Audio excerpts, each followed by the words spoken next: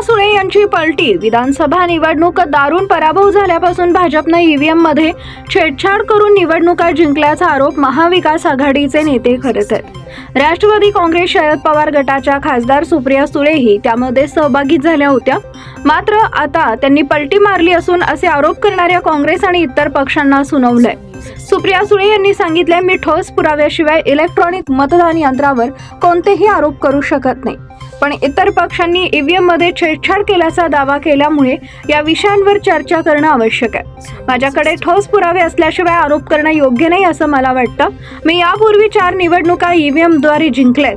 लोकसभा आणि विशेषतः महाराष्ट्रातील विधानसभा निवडणुकीत भाजपनं आणि त्यांच्या मित्र पक्षांनी ईव्हीएम मध्ये छेडछाड करून निवडणुका जिंकल्या आणि यातूनच एकतर्फी निकाल लागला असा आरोप विरोधक करत आहेत. काँग्रेसनं हा मुद्दा जास्त ताणून धरला असून ईडी आघाडीमधील काही घटक पक्षांनी ईव्हीएम मध्ये छेडछाड होत नसल्याचं उघडपणे सांगून सुळे यांनी यातून काढता पाय घेतलाय.